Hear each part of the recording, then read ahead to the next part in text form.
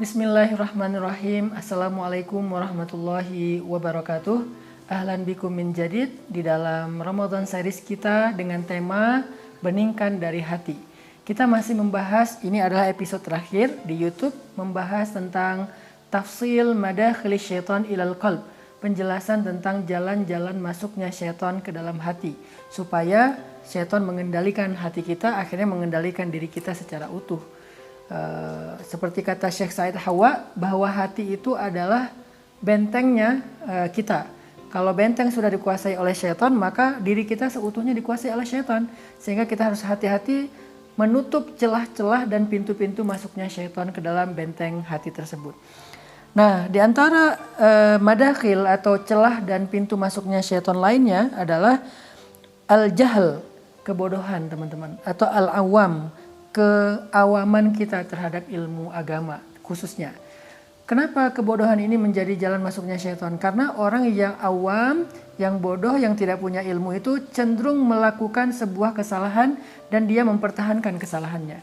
Apalagi ketika orang yang bodoh ini melakukan hal yang bukan di bidangnya, mengambil amanah bukan bagian dia, berbicara bukan yang dia kuasai, ini sangat berbahaya. Dia bukan hanya mengundang syaitan untuk menguasai dirinya, tetapi dia juga membuka celah syaitan menguasai banyak orang.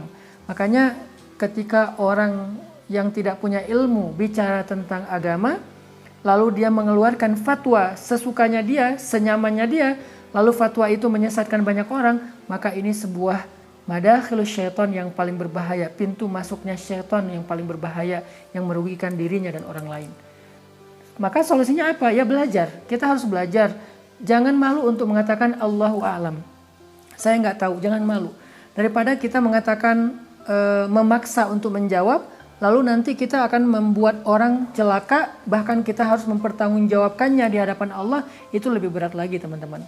Kalau bisa kita jangan bicara kecuali apa yang kita mengerti, dan kita make sure bahwa kita memang tahu dan ngerti, punya referensi yang jelas tentang hal tersebut. Nabi SAW pernah memberikan sebuah contoh bagaimana syaitan itu mengelabui orang yang bodoh tentang ilmu agama, khususnya ilmu akidah. Kata Nabi, "Inna syaitana ya'ti ahadakum fayaqul man khalaqak." Syaitan itu datang kepada seseorang di antara kalian lalu bertanya, "Siapa yang menciptakanmu?"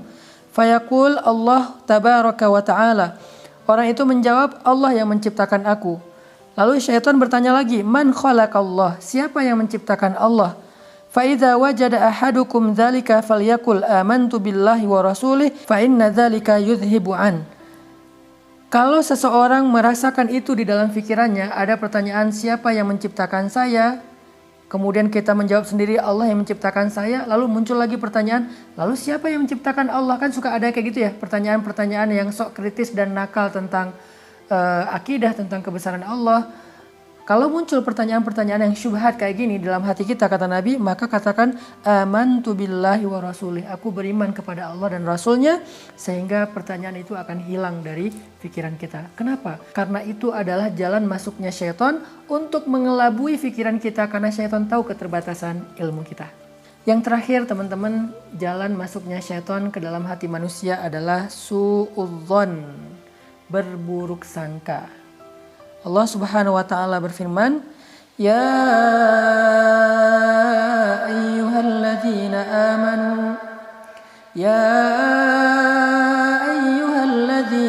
amanu ijtanibu katsiran minadh-dhann inna ba'dadh-dhanni itsm."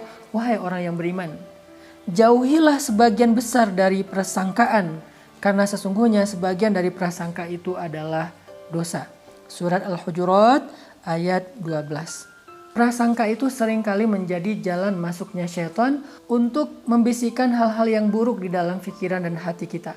Misalnya kita kayak mendapatkan sebuah berita yang tidak terlalu jelas nih. Tetapi kita langsung menyimpulkan berita itu dengan sebuah kesimpulan Karena mengikuti prasangka kita. Nah, inilah jalan masuknya syaitan. Jangan menyimpulkan dulu sesuatu yang belum jelas. Jangan menyimpulkan dulu sesuatu yang kita dengar hanya sekilas. Cross check dulu, tabayyun dulu. Makanya Allah mengatakan fatabayyanu, cari tahu dulu kebenarannya, kejelasan beritanya. Sehingga kita tidak terjebak ke dalam prasangka. Apalagi kalau prasangkanya salah.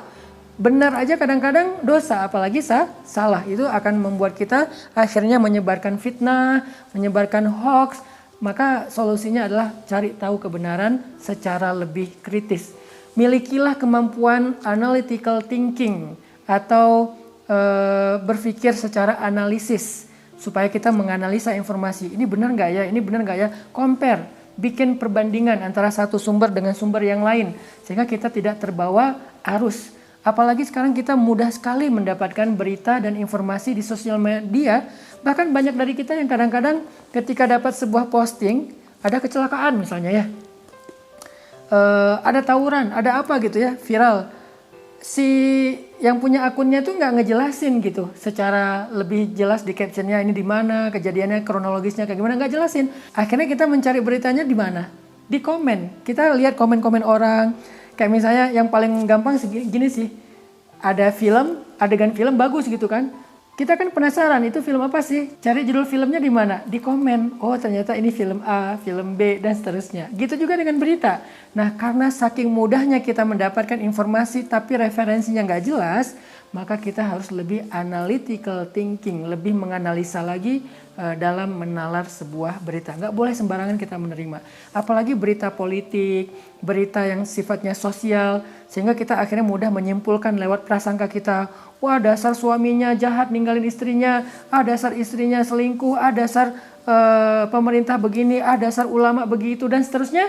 Kita ikutin prasangka hanya lewat sebuah postingan, hanya lewat komen, kita ikutin banyak komen-komen orang, terus kita nimbrung di situ ngikutin suara terbanyak. Ini namanya suudzon, prasangka buruk yang membahayakan kita sehingga masuklah syaitan untuk mengendalikan pikiran kita. Pernah Nabi SAW suatu ketika sedang berjalan dengan salah satu istri beliau. Jadi ini dikisahkan oleh Sofia binti Hai. Jadi istri Nabi Sofia sedang jalan dengan Nabi pulang dari iktikaf. Jadi waktu itu Sofia istri Nabi itu menemani Nabi iktikaf di masjid, tapi udah kemalaman. Akhirnya Nabi keluar dari masjid mengantarkan Sofia pulang. Nah karena perjalanan dari masjid ke rumah Sofia itu agak gelap, di tengah jalan Nabi berpapasan dengan dua orang sahabat. Dua orang sahabat ngelihat Nabi lagi jalan sama seorang perempuan, sama seorang cewek. Mereka kemudian menghindar.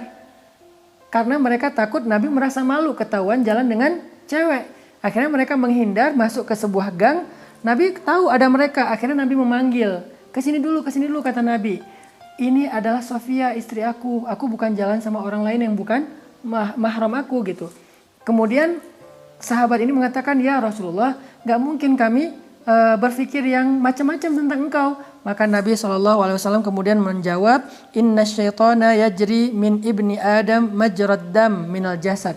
Syaitan itu ngalir dalam aliran darah kita. Sehingga bisa jadi sekarang kalian tidak berprasangka, tetapi ketika kalian tidak mendapatkan kejelasan berita, aku nggak klarifikasi siapa perempuan ini, suatu saat kalian akan berprasangka buruk terhadap aku. Jadi tabayyun, klarifikasi itu penting banget. Sampai Nabi aja yang suci, yang tidak pernah berbuat dosa, takut sahabat terjebak dalam prasangka tentang perempuan yang berjalan bersama beliau, sehingga beliau bertabayun, ini adalah Sofia istriku.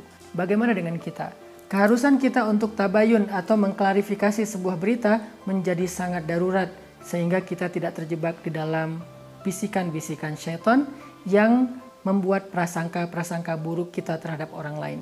Semoga jalan-jalan masuknya syaitan yang dijelaskan oleh Syekh Said Hawa di dalam kitab Tazkiyatul Anfus ini menjadi referensi yang baik buat kita untuk menutup celah-celah syaitan agar tidak menguasai benteng hati kita. Barakallahu fikum.